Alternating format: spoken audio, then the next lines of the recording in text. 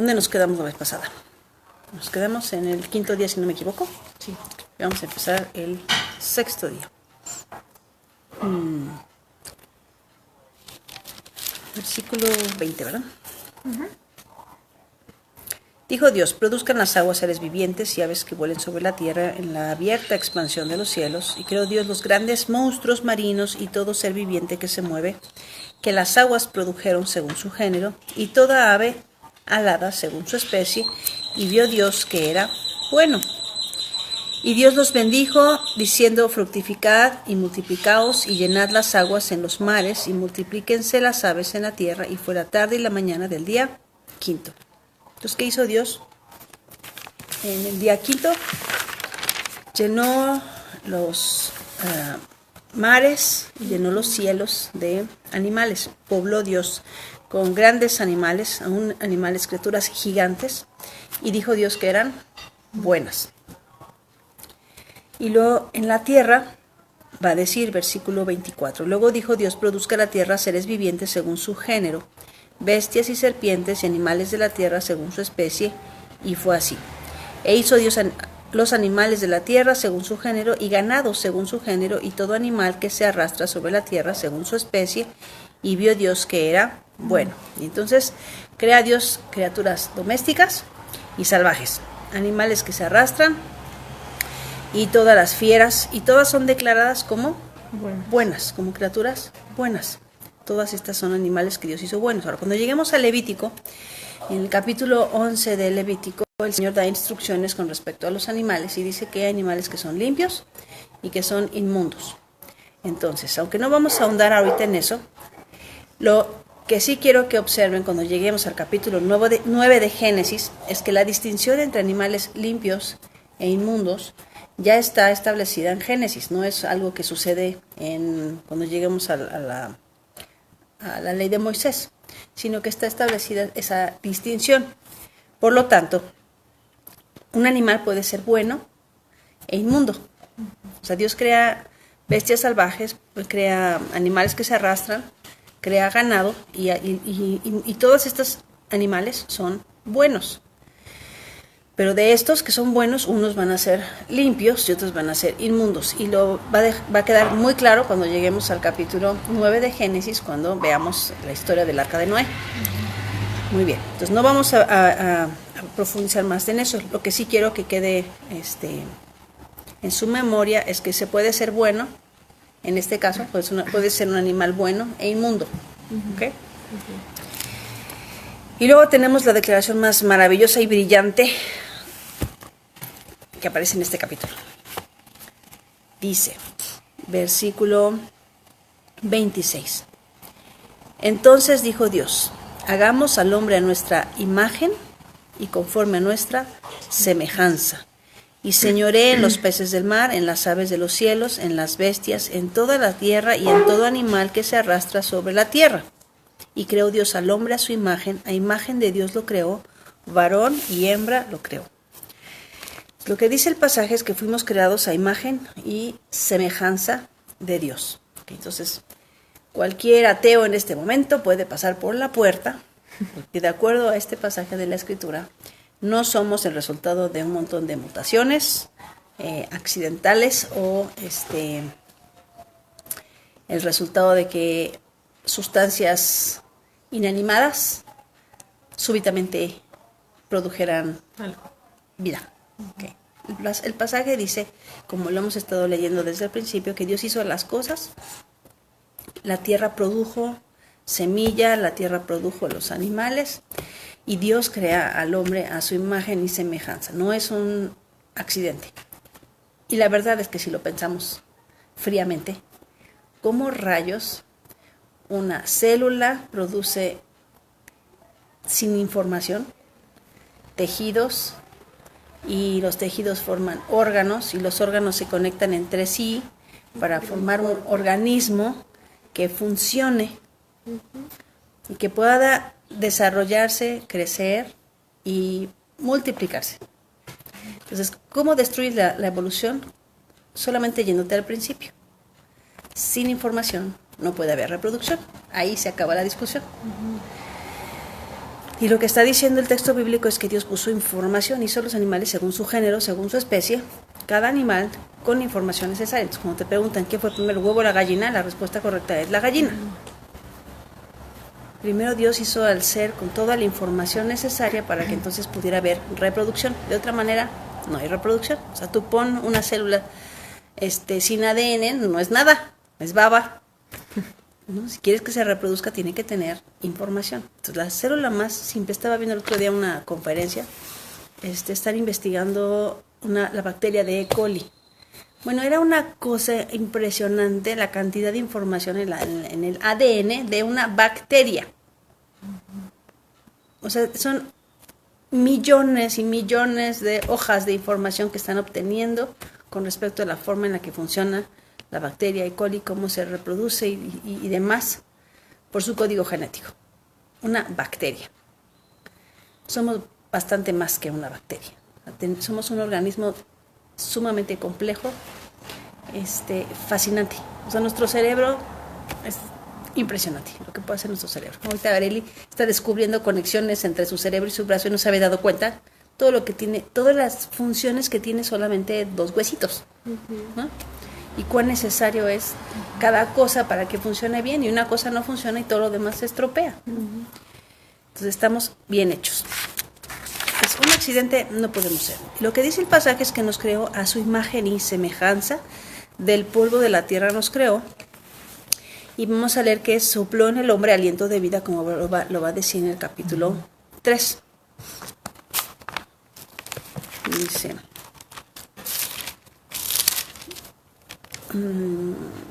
y los bendijo y les dijo: fructificad y multiplicaos, llenad la tierra y sojuzgadla, y señoread en los peces del mar, en las aves de los cielos y en todas las bestias que se mueven sobre la tierra. Entonces, lo primero que dice es que nos forma a su imagen y semejanza. Ay, se me olvidó traer mi pizarrón. ¿Me lo puedes traer, Anita, por favor? Debe estar en mi bolsa, que está en el cuarto. La palabra para imagen en hebreo es la palabra tselem, y la palabra tselem se puede traducir al español como sombra. Así que nos hizo como una sombra. ¿Se acuerdan que hablábamos la semana pasada? Hace 15 días hablábamos de este asunto de la sombra. Entonces, la sombra necesariamente necesita el objeto. Entonces, pongo la luz del sol y me interpongo entre la luz del sol y lo que va a producir mi cuerpo va a ser una sombra. La sombra es un reflejo de lo que yo soy, pero no puede existir la sombra sin mí. La sombra me necesita. Y puede no haber sol y no haber sombra y yo sigo existiendo. Entonces, lo importante no es la sombra, sino el original. Lo que está diciendo el pasaje es que somos la sombra de Dios. Él es el original. Nosotros somos su sombra, así como lo físico es la sombra y lo espiritual es lo real. En este caso, con respecto a Dios, es lo mismo. Él es lo real, nosotros somos la sombra, ¿ok? Magnífica, ¿no? Es una sombra magnífica. O sea, no hace cualquier tipo de sombra, es una sombra magnífica, pero somos su sombra, ¿de acuerdo? Entonces, la palabra en hebreo es tselem. Déjense las escribo para que la tengan y se la aprendan en hebreo. Se escribe así: es un tzadi, lamed y un mem. Tselem. Y se pronuncia así. Y se puede traducir como imagen, pero también como sombra. ¿Ok? Esta es la palabra en hebreo. Okay.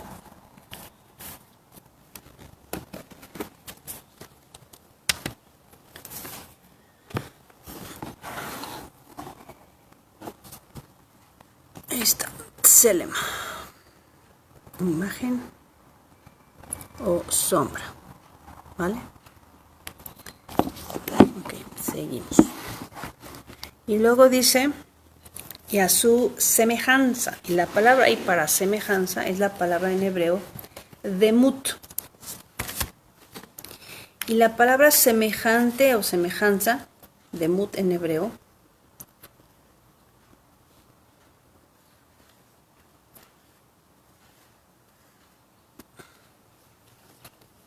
Demut. Además de semejanza, se puede traducir como molde o forma.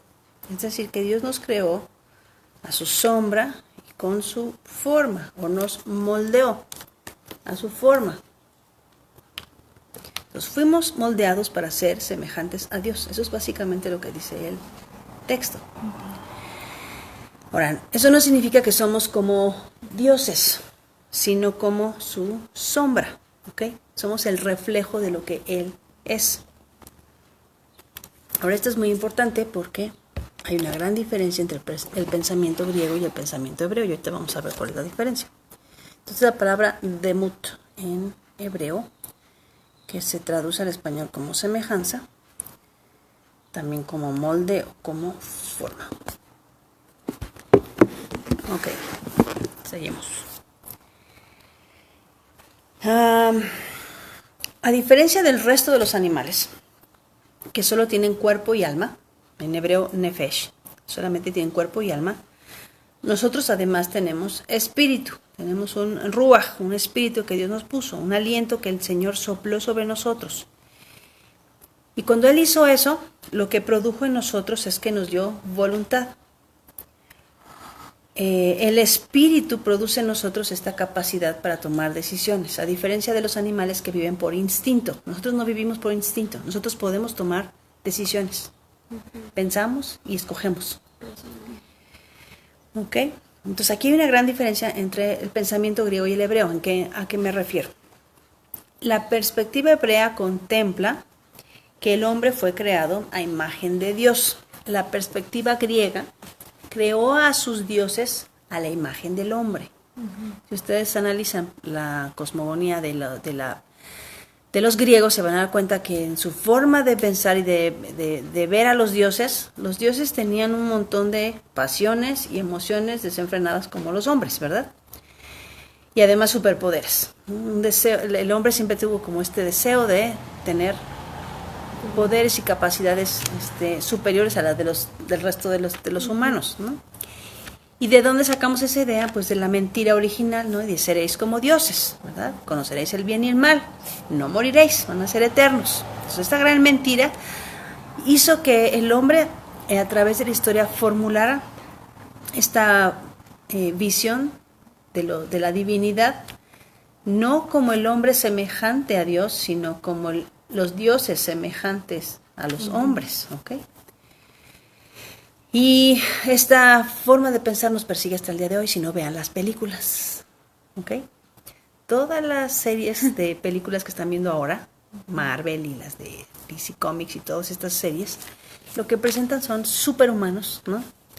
Con superpoderes, super pasionales y emocionales, ¿no? Algunos literalmente son fuera de este mundo, ¿no? No pertenecen a este mundo, como dioses fuera de este mundo, como en el caso de Thor, ¿no? Pero otros son mutaciones o se crean en la tierra con capacidades sobrenaturales, pero finalmente llenos de pasiones. Entonces el Satanás nos sigue ofreciendo esta misma mentira hasta el día de hoy. Por eso siempre cuando ven películas les digo, pongan atención, o sea, no nada más se traguen el entretenimiento, pongan atención en lo que les están vendiendo, ¿no? Y aunque no soy de las que promueve no ir al cine, sí hay que tener cuidado cuando ves algo, tener criterio para observar qué es lo que me están ofreciendo, ¿no? Qué es lo que me está vendiendo el producto que me están vendiendo. Y normalmente me están ofreciendo este rollo de el hombre puede mejorarse a sí mismo, ¿no? Como si no fuera ya bastante maravilloso y espectacular las capacidades que tenemos, ¿no? Nuestro cuerpo creativamente puede desarrollarse si lo llevamos hasta su máximo potencial. El problema es que no todos lo desarrollamos, ¿verdad? Pero podemos ser atletas, bailarines, músicos, pintores, escultores, escritores, científicos, matemáticos. No todos desarrollamos hasta el máximo de nuestra capacidad, pero tenemos el potencial de desarrollar todas esas habilidades que son ya bastante maravillosas. No necesitamos más superpoderes, además de que podemos ser generosos, bondadosos, amorosos, ¿no? Simpáticos, ¿no? Amables, empáticos con otros.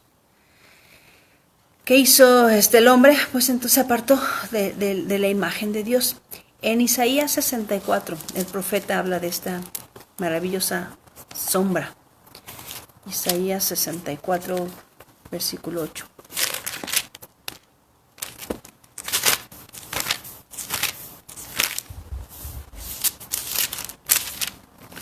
Dice: ahora pues, Jehová, tú eres nuestro Padre, nosotros barro, y tú el que nos formaste. Así que obra de tus manos somos todos nosotros. El autor Isaías, el profeta Isaías, está reconociendo que Dios nos formó del polvo de la tierra, con sus manos nos formó, y nos hizo a su imagen y semejanza. Ahora, el efecto de estas dos formas de pensar, ¿no? El pensamiento griego y el pensamiento hebreo, afecta grandemente nuestra vida diaria, porque podemos hacer dos cosas: justificar nuestras pasiones y nuestras debilidades, o apuntar a ser perfeccionados, procurando cada día parecernos más a la imagen del Creador. La mayoría de la gente en este mundo, y hasta el día de hoy, y más en este momento histórico en el que estamos, la gente se justifica, ¿no? Dices que así soy, ¿no? Y justifican sus pasiones, ¿no? Tengo estas debilidades y que los demás me acepten tal y como soy, ¿no? Y todos tenemos que aceptar que la gente haga cosas que llega al punto en que evidentemente son ya hasta antinaturales. El pasaje dice en Génesis 1:27 que creó al hombre, varón y hembra los creó. Es decir, que la imagen completa de Dios está diseñada en dos géneros, varón y hembra. Otra vez, para enfatizar este asunto de que no hay más que dos géneros, ¿verdad? Ambos, varón y hembra, son la imagen del Creador. La imagen completa. Este ser es la sombra del Creador. Y por esta razón, como somos sombra del Creador, nuestra vida también es sumamente valiosa. Tan valiosa que para Dios es apremiante regresar o volver al hombre a su imagen original.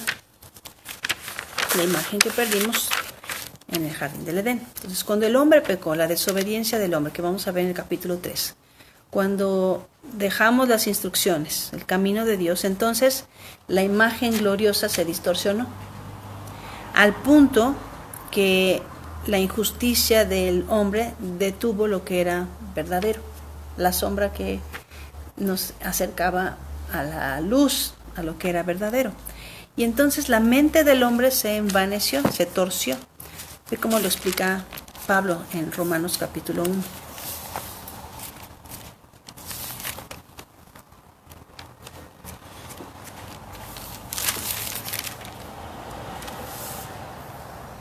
¿Me prestas la pizarrón? Romanos capítulo 1, versículo 21.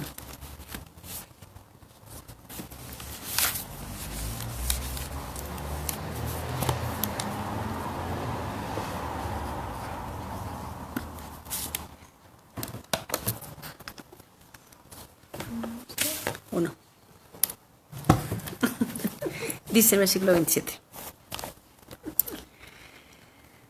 Y de igual modo, también los hombres, dejando el uso natural de la mujer, se encendieron en su lascivia unos con otros, cometiendo hechos vergonzosos, hombres con hombres, y recibiendo en sí mismos la retribución debida a su extravío.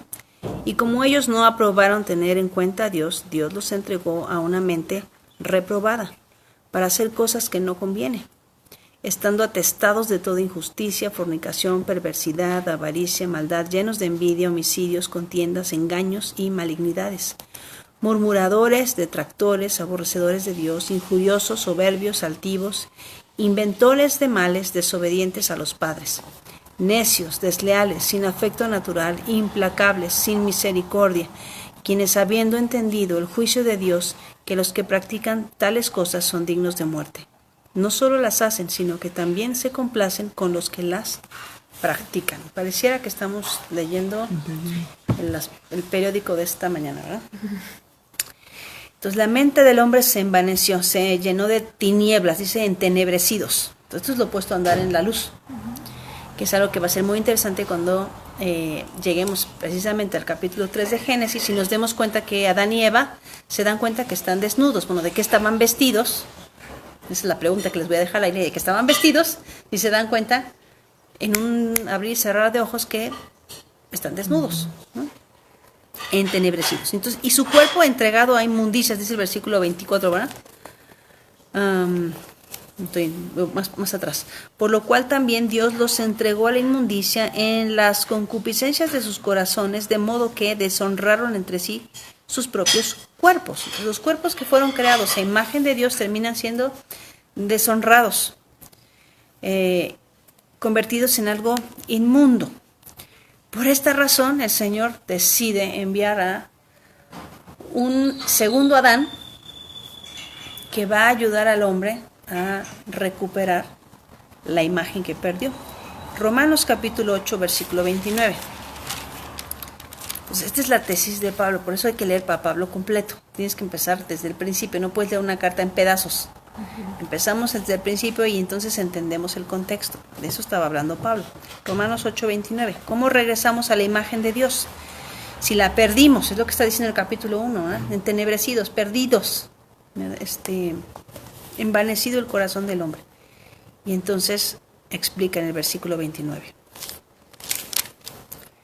Porque a los que antes conoció también los predestinó para que fuesen hechos conformes a la imagen de su Hijo, para que Él sea el primogénito entre muchos hermanos.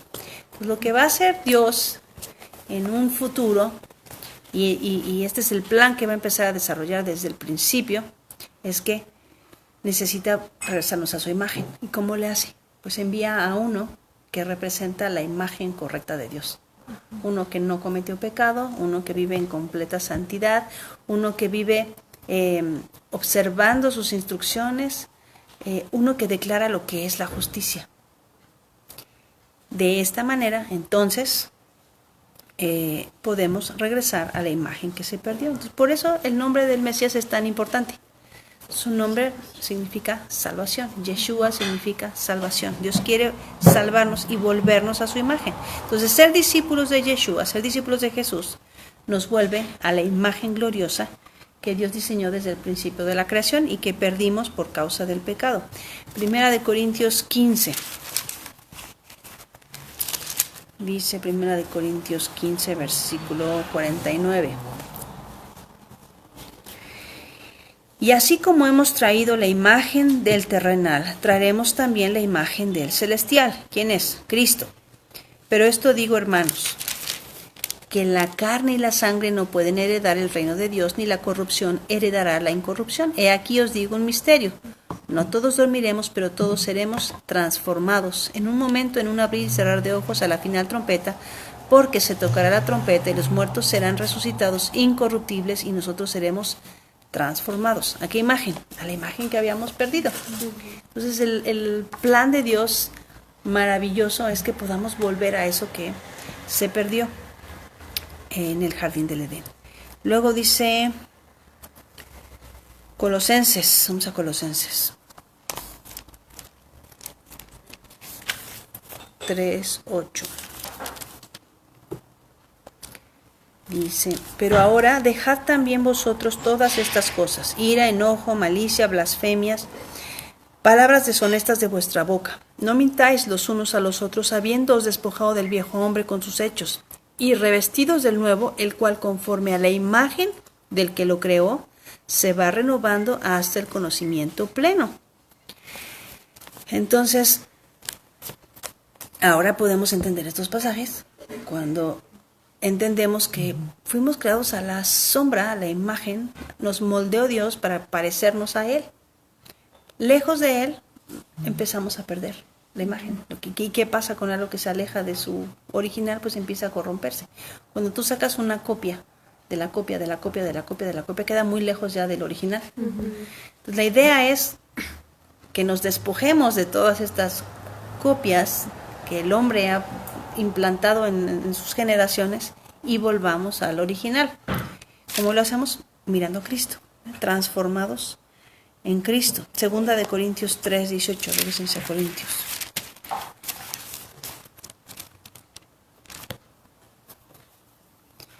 Dice 3:18. Dice, por tanto nosotros todos, mirando a cara descubierta como en un espejo la gloria del Señor, somos transformados de gloria en gloria en la misma imagen como por el Espíritu del Señor. De esto estaba hablando Pablo. ¿Cuál imagen está hablando? Pues la que teníamos en el principio, la que perdimos, la que se nos borró en la historia, transformados. ¿Cuál es el llamado del Señor en este pasaje? Pues volvamos a la imagen que perdimos, volvamos a la imagen original que teníamos, ¿verdad? Y el Señor va a hacer algo. Me voy a adelantar vamos a terminar de leer esa sección de Génesis 1. Los bendijo y les dijo, fructificad y multiplicaos, llenad la tierra y sojuzgadla y señoread en los peces del mar, en las aves de los cielos y en todas las bestias que se mueven sobre la tierra. Entonces el Señor le da al hombre un trabajo. El primer trabajo que le da al hombre es de ser Señor de la tierra. Le dio autoridad sobre las cosas que él había creado. Y dijo Dios, he aquí que os he dado toda planta que da semilla que está sobre la tierra y todo árbol en que hay fruto que da semilla os será para comer. Entonces creó Dios además plantas y frutos que tienen el propósito de nutrir nuestro cuerpo. Entonces esta es un buen recordatorio que las frutas y las verduras tienen el propósito de nutrir nuestro cuerpo. Y las semillas también de los árboles tienen este propósito de nutrirnos. Y a toda bestia de la tierra y a todas las aves de los cielos y a todo lo que se arrastra sobre la tierra en que hay vida, toda planta verde les es para comer. Y fue así. Entonces, esto llama la atención porque la implicación es que todos los animales, incluyendo el hombre, fueron vegetarianos al principio. ¿Okay? Todos fueron vegetarianos. Y vio Dios todo lo que había hecho, y aquí que era bueno en gran manera, y fue la tarde y la mañana del día sexto. Ahora, a diferencia de los otros días en que las cosas fueron buenas, y vio Dios que era bueno, aquí dice que todo fue bueno en gran manera, no de una manera simple, normal. Lo que hizo Dios en el último día fue bueno en gran manera, no poquito, grande. Fue maravilloso lo que hizo. Fue sobresaliente lo que hizo en el sexto día. Entonces, este número 6 va a ser importante que lo guarden en su memoria. Ya hablamos de lo que representa el número 4, ¿verdad? Vimos que en el cuarto día Dios creó el sol y que la profecía dice que nacería el sol de justicia, y entonces hicimos la conexión que Jesús nació en el cuarto milenio y que Dios estuvo preparando a su cordero 4 milenios, como decía la profecía, con respecto a que el cordero tenía que ser apartado en el día 10, ¿verdad? Porque 4 días antes de la Pascua tenía que estar listo el cordero. Entonces en el día cuarto el Señor preparó, en el día primero preparó su cordero desde antes de la fundación del mundo, 4 milenios para el día en que iba a venir a cumplir el propósito de rescatar lo que se había perdido.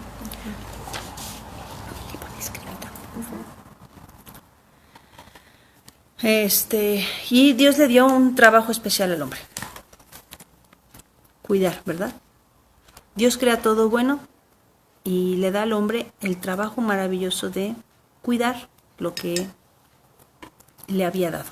Ahora, si me permiten, quisiera saltarme al capítulo 3 porque va a volver a mencionar este asunto de la creación del hombre. Capítulo 2, no sé dónde está.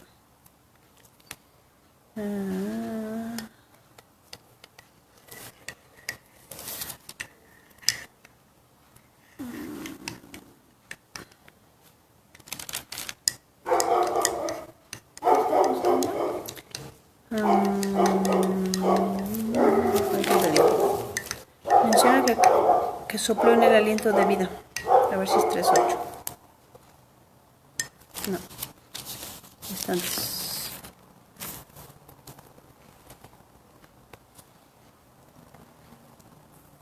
aquí está, perdón, estoy en el mismo capítulo 2. Voy a seguir leyendo, ¿vale? Fueron pues acabados los cielos y la tierra y todos los ejércitos de ellos. Y acabó Dios en el día séptimo. Ahorita no voy a hablar del día séptimo porque es muy importante, lo vemos la vez pasada. Quiero enfatizar lo que sigue. Dice, y reposó el día séptimo de toda la obra que hizo. Y bendijo Dios al séptimo día y lo santificó porque en él reposó toda la obra que había hecho de la creación. Estos son los orígenes de los cielos y de la tierra cuando fueron creados en el día en que Jehová hizo la tierra y los cielos, y toda planta del campo antes que fuese en la tierra, y toda hierba del campo antes que naciese. Porque Jehová Dios aún no había hecho llover sobre la tierra, ni había hombre para que labrase la tierra, sino que subía de la tierra un vapor el cual regaba toda la faz de la tierra. Entonces Jehová Dios ahí formó al hombre, al hombre, y la palabra para hombre es Adam. Entonces el primer hombre tiene un nombre que significa hombre. Adam. ¿Dónde está el plumón? Acá está. El primer hombre se llama Adam. Y su nombre significa eso, hombre. Si alguien se llama Adam, se llama hombre. ¿Ok? Adam. ¿Ok? Ahora, el nombre Adán tiene algo interesante en su formación en los pictogramas antiguos. ¿Se acuerdan que decíamos que la letra Aleph en hebreo es un toro? La letra Dalet representa una puerta y la Mem representa agua o sangre.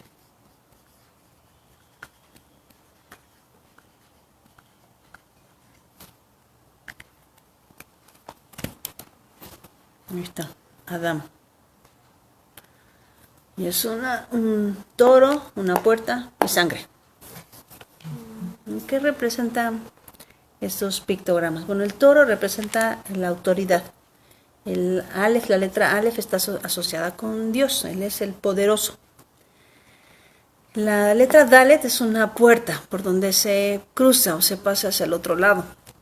Y la Mem representa la sangre o el agua. Así que hay una conexión, porque lo que hace la puerta es conectar dos espacios, ¿verdad? El espacio que está afuera y el espacio que está dentro. El hombre está formado con la imagen de Dios, del poderoso, ¿verdad? Su cuerpo es una conexión entre lo físico y lo espiritual. Por eso está representado con el toro y la sangre. Curiosamente, esta palabra Adam es la raíz de muchas palabras en hebreo. Por ejemplo, la palabra Adamá significa tierra. Entonces, si lo lees en hebreo, dice que el hombre Adam fue creado con Adamá, con polvo de la tierra. La palabra Edom es la palabra para rojo, de donde se deriva la palabra Dam, que es sangre. ¿Qué otra palabra está hecha? Adamé es la palabra que se usa en hebreo para semejanza. Entonces, Adam, que fue creado con Adamá, fue creado a la semejanza, al Adamé de Elohim, del Creador. Con todas estas interesantes conexiones y características de la palabra sangre, porque el hombre está formado de la tierra a semejanza de Dios. Por su cuerpo corre sangre, que es vida, que es color rojo. O sea, todo está conectado finalmente con el hombre. Regresa al hombre todas estas cosas, ¿de acuerdo? A ver, no se las he puesto ya para que lo tengan. Yo creo que sí, ya también les prende la luz, Anita, porque está muy oscuro. Adam, ¿ok? Se pronuncia así, Adam. Y los pictogramas son un toro, una puerta y sangre. Ok.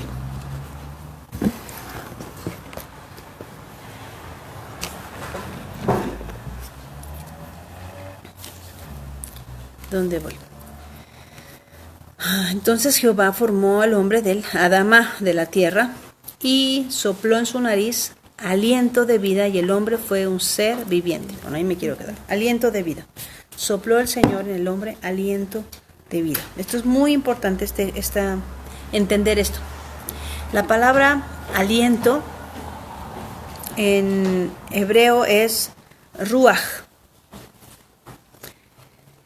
Y ya vimos la palabra ruach cuando empezamos en Génesis, ¿verdad? Dice que el Espíritu de Dios se movía sobre la faz de las aguas. ¿Okay? Pues Dios es espíritu, Dios es ruach. Entonces la palabra viento, aliento y espíritu es ruach en hebreo. Y sopla Dios en el Señor, el Señor sopla en Adán, ruach, aliento de vida. Para poder entender este concepto de viento, de aliento, de espíritu, pues necesitamos analizar otras palabras que tengan que nos conecten este concepto de espíritu. Bueno, otra palabra en hebreo que también está conectada o que su raíz es ruach, es la palabra araj en hebreo. Y la palabra araj es la palabra que se traduce al español como caminante. Por ejemplo, en Jueces capítulo 19,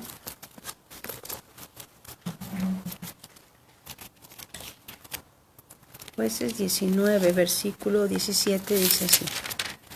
19 dice, y alzando el viejo los ojos, vio a aquel caminante en la plaza de la ciudad y le dijo, ¿a dónde vas y de dónde vienes? Bueno, la palabra ahí caminante es araj y tiene la misma raíz de ruach en hebreo. Otra palabra que está asociada con ruach es la palabra yareach en hebreo. Y yareach es la palabra que se traduce al español como luna. Génesis 37, 9.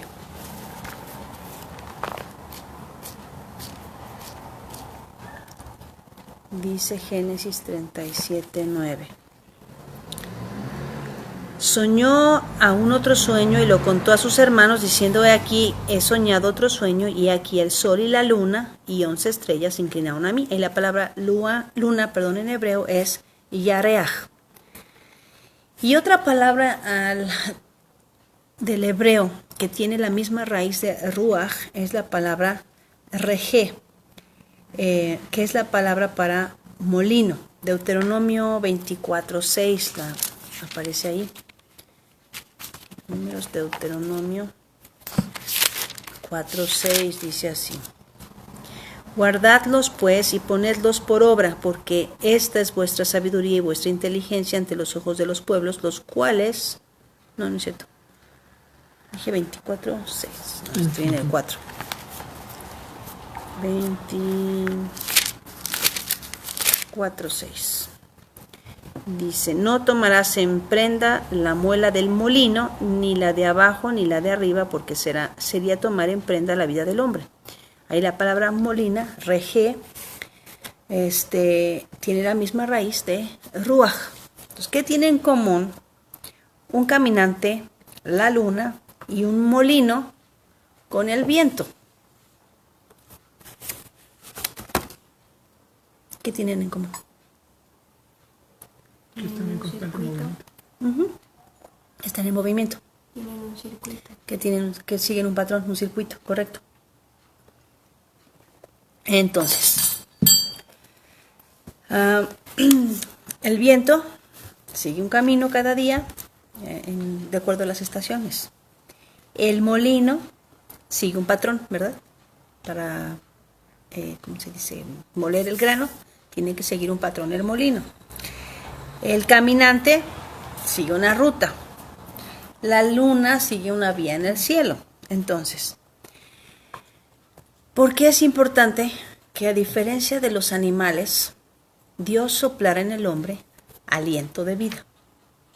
Porque puso en nosotros algo. Su espíritu produce en nosotros algo. Un deseo de caminar de acuerdo a las instrucciones de Dios. O eso debería ser cuando estamos viviendo de acuerdo al diseño. Entonces estamos viviendo de acuerdo al diseño, entonces el hombre vive de acuerdo al viento de Dios, vive de acuerdo a su espíritu. Eso es lo que significa ser espiritual. Ser espiritual no es ser sentimentaloide, ¿no? A veces confundimos la palabra espiritual con emociones. Y esa persona es muy espiritual, nos emociona mucho cuando cantamos. Es emocional. Y no tiene nada de malo ser emocional. No estoy diciendo que sea malo, pero eso no significa que eres espiritual. Si seguimos nuestro propio viento, entonces estamos caminos a la destrucción, pero si seguimos el viento o el ruaj de Dios, el ruaj de Elohim, entonces encontramos su camino. De eso se trataba, nacer de nuevo, volver al camino de Dios. Otra vez, si se trata de volver al diseño que hizo originalmente Dios para el hombre, entonces ahora, si queremos volver a eso, ¿cómo volvemos? ¿Cómo regresamos? ¿Cuáles son las implicaciones de eso? Ezequiel 36.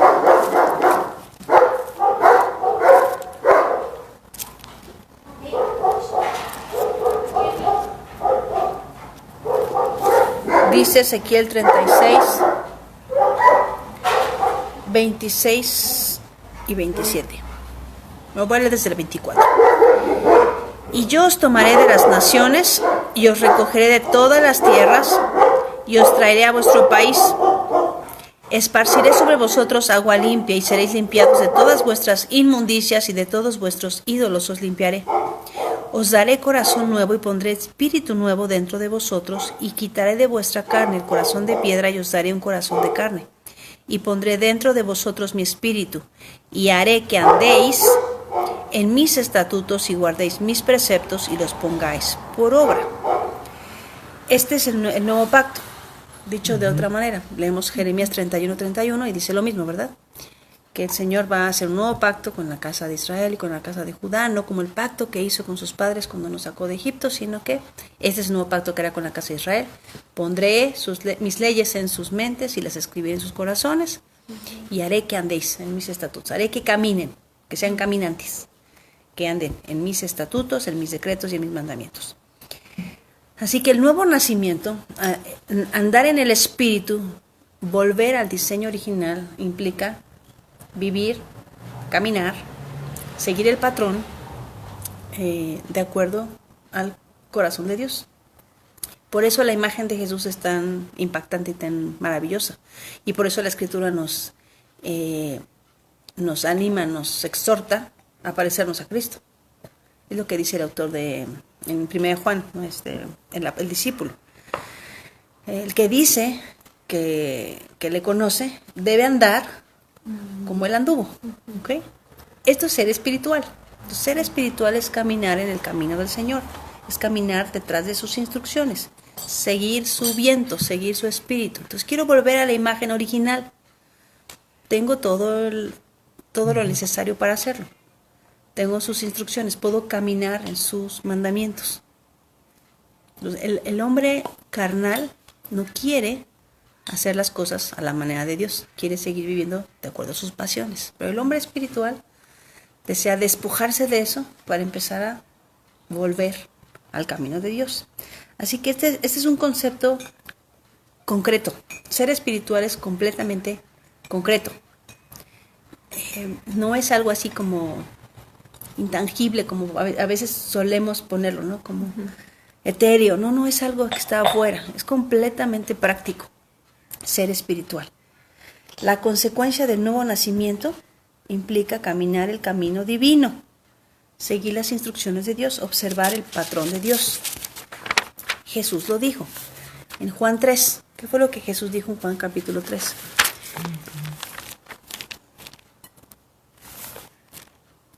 Dijo así, Juan capítulo 3,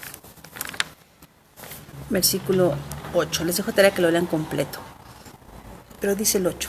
El viento sopla de donde quiere y oye su sonido, mas ni sabes de dónde viene ni a dónde va. Así es todo aquel que es nacido del Espíritu. Bueno, cuando lo lees así parece que no tiene sentido. Entonces, ser del Espíritu es como ir por el viento y no sabe nadie a dónde va. ¿Qué está diciendo? Pues el viento tiene una ruta, el viento tiene un camino. Así es el que es nacido del Espíritu, tiene un camino. Y lo va a explicar. O sea, el problema es quedarnos con versículos de manera aislada. Pero si nos seguimos leyendo, el Señor le va a decir a Nicodemo. Respondió Nicodemo y le dijo, ¿cómo puede hacerse esto?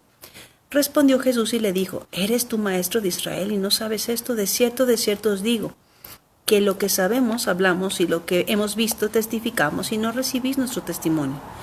Si os he dicho cosas terrenales y no creéis, ¿cómo creeréis si os dijere las celestiales?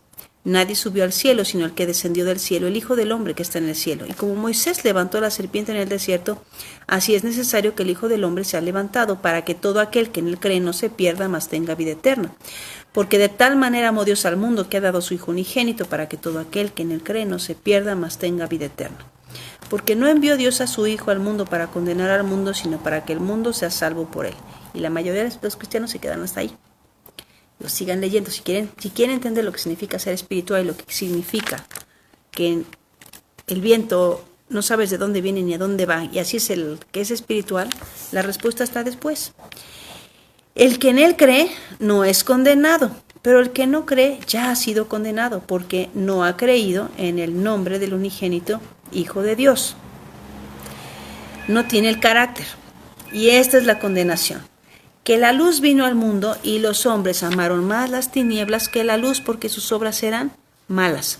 Porque todo aquel que hace lo malo aborrece la luz y no viene a la luz, para que sus obras no sean reprendidas. Mas el que practica la verdad, el que camina el camino del Señor, ¿qué es la verdad? Su palabra es la verdad, ¿verdad? Juan 17:17. Santifícalos en tu verdad, tu palabra es la verdad. Y lo mismo dicen los salmos por todos lados. Mas el que practica la verdad viene a la luz, para que sea manifiesto que sus obras son hechas en Dios. Esto es caminar en el Espíritu. Esto es andar en el Espíritu. Hacer las cosas a la manera de Dios. Entonces el nacido del Espíritu tiene un patrón. Vive de acuerdo al patrón. Entonces o podemos vivir de acuerdo al patrón o podemos vivir de acuerdo al caos, que es lo que Pablo dice en Romanos capítulo 1. Primera de Juan 2:6 dice: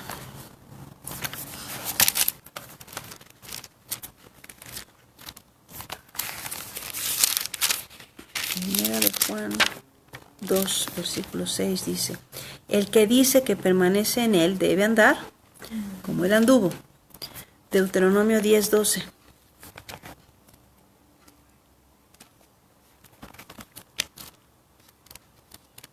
Esta es la cosa, que no podemos decir que somos cristianos y vivamos de una manera distinta a la que Jesús vivió. No tiene sentido. No es coherente. Deuteronomio 10:12 dice: ahora pues, Israel, ¿qué pide Jehová tu Dios de ti? Sino que temas a Jehová tu Dios, que andes, otra vez que camines, en todos sus caminos. Entonces, la pregunta es, ¿tenemos dos dioses? Un Dios en el Antiguo Testamento y un Dios en el Nuevo Testamento. Entonces, si andamos, como dice Deuteronomio, asumimos que es lo mismo que significa andar detrás de los pasos de Jesús. A menos que Jesús fuera otro Dios.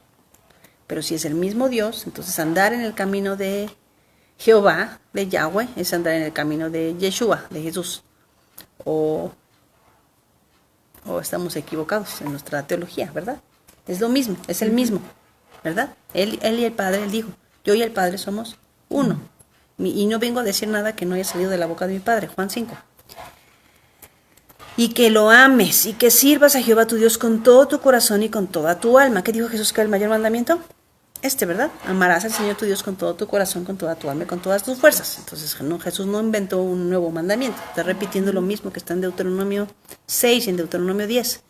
Y que guardes. Entonces, ¿qué significa amar a Dios con todo tu alma y con todo tu corazón? Que guardes los mandamientos de Jehová y sus estatutos que yo te prescribo hoy, para que tengas prosperidad. No dice para que seas salvo. ¿Para qué? Para que tengas prosperidad. ¿Quién te salva? Solo Dios salva. ¿No salvó Dios a Israel de Egipto? Él lo sacó con mano poderosa. ¿No nos salvó Jesús de la esclavitud del pecado? Sí, Él nos salvó con mano poderosa. Yo no me salvo a mí mismo, pero la respuesta natural a haber sido salvado es amar.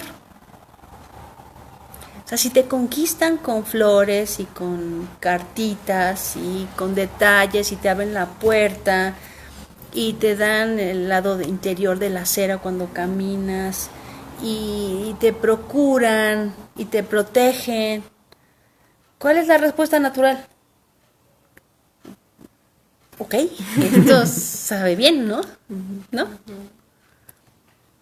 ¿Cuál es tu comida favorita? Y te dan tu comida favorita y te invitan a tu restaurante favorito. Pues cuando te conquistan, por supuesto que la respuesta natural es amar, ¿no? ¿Qué fue lo que hizo Dios? nos conquistó, con cuerdas de amor nos atrajo a Él y nos demostró que nos amaba con amor eterno, al punto de estar dispuesto a dar su vida por nosotros, ¿no? Entonces, si alguien te ama así, la respuesta es, pues te amo. ¿Cómo amas a Dios? Diciéndole nada más que lo amas. Porque además en nosotros mismos, como humanos, que somos la sombra en la imagen de Dios, estamos esperando una respuesta igual, ¿no? No solo palabras. Dices que me amas, me cuidas. Dices que me amas, me eres fiel, ¿no? O sea, me dices que me amas, pero andas con 5. No, eso no puede ser amor, porque el amor es exclusivo. Y el Señor dice lo mismo, ¿me amas? Soy exclusivo, no puedes tener otros dioses delante de ti, no puedes hacer las cosas a tu manera, no puedes usar mi nombre en vano, es mi reputación, es mi apellido. Te voy a dar mi apellido y lo vas a pisotear, ¿cómo crees? ¿No? Solamente de tus padres se agradó Jehová para amarlos y escogió descendencia después de ellos a vosotros, de entre todos los pueblos como en este día. Circuncidad pues el prepucio de vuestro corazón. Estoy leyendo Deuteronomios, no Romanos. Pablo lo va a repetir en Romanos capítulo 2, después de explicarnos cuán terrible es la condición del hombre que está lejos de la imagen de Dios. Entenebrecido el corazón, envanecidos en sus propios caminos. En Romanos capítulo 2, Pablo va a decir, la circuncisión del corazón es la que el Señor estaba esperando. Circuncidad pues el prepucio de vuestros corazones y no endurezcáis más vuestra cerviz, porque Jehová vuestro Dios es Dios de dioses y Señor de señores, Dios grande, poderoso y temible, que no hace acepción de personas ni toma cohecho, que hace justicia al huérfano y a la viuda, que ama, que ama también al extranjero, dándole pan y vestido. Amaréis pues al extranjero, porque extranjeros fuisteis en la tierra de Egipto. Esa es la circuncisión del corazón. Romanos, vamos a rezar en Romanos, porque en Romanos Dios no ha cambiado, Dios es el mismo.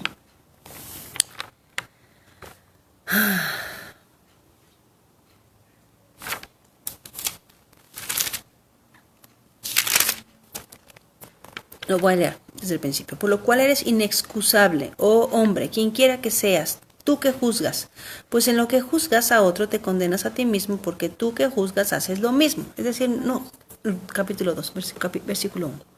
Es decir, juzgar con justo juicio es estar dispuesto a mirarte a ti mismo y decir, bueno, yo no voy a hacer esto. O si yo lo estaba haciendo, me arrepiento. Pero juzgar a otro con una vara muy alta y no medirte con la misma vara a ti mismo se llama hipocresía. Mas sabemos que el juicio de Dios contra los que practican tales cosas es según verdad. Y piensas esto, hombre, tú que juzgas a los que tal hacen y haces lo mismo, que tú escaparás del juicio de Dios, o menosprecias las riquezas de la benignidad, paciencia y longanimidad, ignorando que su benignidad te guía al arrepentimiento, pero por tu dureza y por tu corazón no arrepentido, no circuncidado, atesoras para ti mismo ira para el día de la ira y de la revelación del justo juicio de Dios, el cual pagará cada uno conforme a sus obras. Vida eterna a los que perseverando en bien hacer buscan gloria y honra e inmortalidad. Pablo está diciendo que los que perseveran en hacer el bien tienen vida eterna. ¿Por qué? Pues no, que no era por obras. Pues es que si tienes vida eterna, si fuiste rescatado y salvado, el resultado natural es vivir en buenas obras. No se contradice con Efesios capítulo 2. Fuimos creados en Cristo Jesús para buenas obras. No es por obras, pero fuimos creados para esas buenas obras. Pero ira y enojo a los que son contenciosos y no obedecen a la verdad. Su palabra es la verdad, sino que obedecen a la injusticia. Tribulación y angustia sobre todo ser humano que hace lo malo, el judío primeramente y también el griego, pero gloria, honra y paz a todo el que hace lo bueno, al judío primeramente y también al griego, porque no hay acepción de personas para con Dios. Lo leímos en Deuteronomio 10, ¿verdad? Porque todos los que sin ley han pecado, sin ley también perecerán, y todos los que bajo la ley han pecado por la ley serán juzgados. Ok, subrayen esto. Porque no son los oidores de la ley los justos ante Dios, sino los hacedores de la ley serán justificados, como dice Deuteronomio capítulo 10. Porque cuando los gentiles que no tienen ley hacen por naturaleza lo que es de la ley, estos, aunque no tengan ley, son ley para sí mismos, mostrando la obra de la ley escrita en sus corazones, dando testimonio en su conciencia y acusándoles o defendiéndoles sus razonamientos en el día en que Dios juzgará por Jesucristo los secretos de los hombres conforme a mi evangelio. He aquí, tú tienes por sobrenombre judío y te apoyas en la ley y te glorías en Dios y conoces su voluntad e instruido por la ley apruebas lo mejor. Entonces, hacer la voluntad de Dios es conocer su ley y aprobarlo mejor. Y confías en que eres guía de los ciegos, luz de los que están en tinieblas, instructor de los indoctos y maestro de niños, que tienes en la ley la forma de la ciencia de la verdad. Tú pues que enseñas a otro, ¿no te enseñas a ti mismo? Tú que predicas que no se ha de hurtar, ¿hurtas?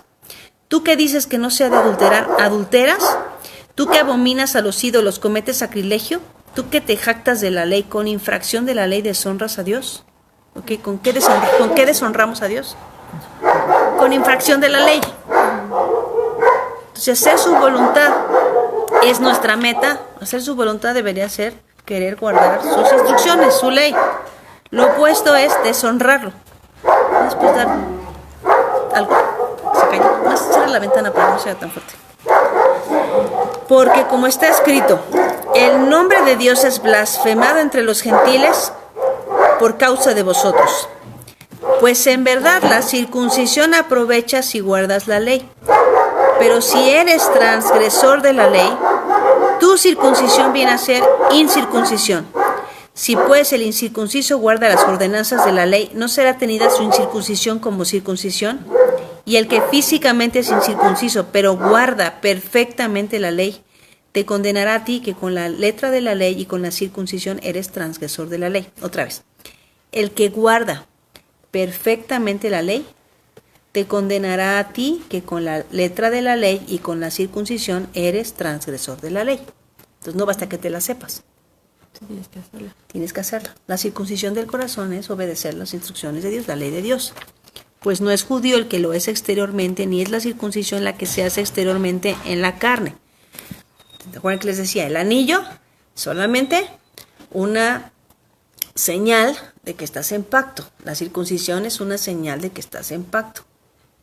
Pero yo pude haber traído anillo 23 años y vivir en infidelidad y de nada me servía el anillo. Pero yo pude andar 23 años en fidelidad y no traer anillo y ser considerada una mujer fiel. Entonces, lo que está diciendo Pablo es, la circuncisión solamente era una señal exterior de lo que tenía que haber sucedido en el corazón. Porque judío, porque Yehudim, lo que significa la palabra Yehuda es alabanza a Jehová. Porque los que alaban a Jehová no son los que lo hacen exteriormente, ni la circuncisión que se hace exteriormente en la carne, sino que es judío, sino que es el que alaba a Jehová. Es lo que está diciendo. ¿Quieres alabar a Jehová? ¿Quieres ser considerado de los que alaban a Jehová? ¿Quieres ser considerado como los judíos? Como uno que alaba a Jehová. Necesitas tener la circuncisión del corazón, en espíritu, otra vez. ¿Qué es eso? Andando en su camino, siguiendo su patrón, porque así nos diseñó, sopló en nosotros su espíritu para que anduviéramos detrás de sus pasos. Dios dio una instrucción muy simple en el jardín del Edén. ¿Por qué dio una instrucción? Porque nos iba a dar una elección moral. No nos hizo robots, nos dejó la capacidad de escoger. Y el hombre decidió, en vez de caminar detrás de los pasos de Dios, decidió andar detrás de los pasos del enemigo. Y esta elección lo alejó de la imagen original. Lo que el Nuevo Testamento nos presenta es esta oportunidad de volver a la imagen y semejanza, aprender a andar en el espíritu. No en la letra, no que me lo sepa, sino que verdaderamente sea espiritual, que pueda practicarlo. No en la letra. La alabanza, bueno, te está explicando, Yehudim, judío significa alabanza a Jehová. La alabanza del cual no viene de los hombres, sino de Dios. Esto es lo que significa que el Señor soplara en el hombre aliento de vida. Termino con Juan 14, versículo 6. Dice así. Jesús le dijo, yo soy el camino y la verdad y la vida. Nadie viene al Padre sino por mí. Entonces, cuando Jesús dice yo soy el camino, tampoco no es algo inmaterial, no es abstracto, es completamente concreto. Es literal. Es literal. La palabra hecha carne. Es literal porque Él es la palabra de Dios hecha carne. De Juan 1:14, 1:12, 1:14. Él es la palabra hecha carne. Así que si Él es el camino, entonces lo que yo hago para ser espiritual es caminar de acuerdo a las instrucciones de Dios. Yo ando en sus pasos. El Señor espera que tengamos el corazón circuncidado y andemos en sus instrucciones. De eso se trata la vida espiritual. Si me conocéis, también a mi Padre conoceréis.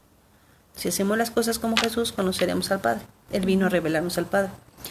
Ahora le conocéis y le habéis visto. Felipe le dijo, Señor, muéstranos al Padre y nos basta. Jesús le dijo, ¿tanto tiempo hace que estoy con vosotros y no me habéis conocido, Felipe? El que me ha visto a mí, ha visto al Padre. ¿Cómo pues dices tú, muéstranos al Padre? Esta es una declaración así. O sea, soy yo. Soy yo, o sea, ¿a quién piensas que estás viendo? Entonces, cuando Jesús dice, obedezcan mis mandamientos, ¿qué mandamientos pensamos que está diciendo que obedezcamos? O sea, lo va a decir aquí mismo, versículo 21. El que tiene mis mandamientos y los guarda, ese es el que me ama, y el que me ama será amado por mi Padre, y yo le amaré y me manifestaré a él. ¿Qué mandamientos pensamos de que está hablando?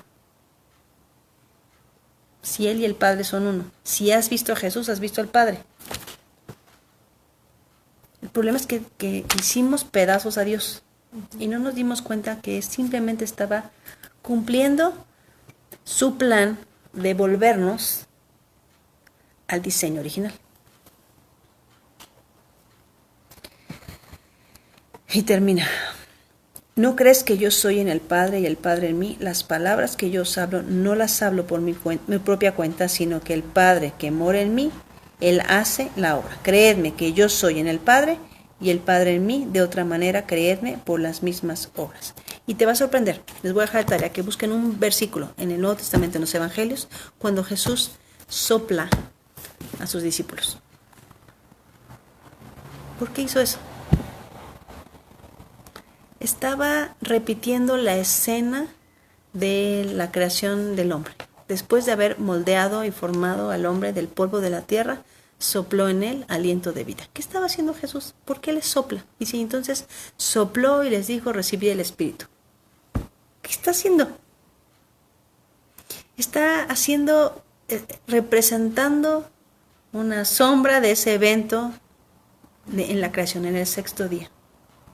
Repitiendo ese evento, los estoy regresando a la imagen que perdieron. Síganme y se van a parecer a Adán antes de la caída. ¿No es lindo? Bueno, la próxima semana vamos a estudiar la primera parte del capítulo 2 con respecto al séptimo día, que es sumamente importante.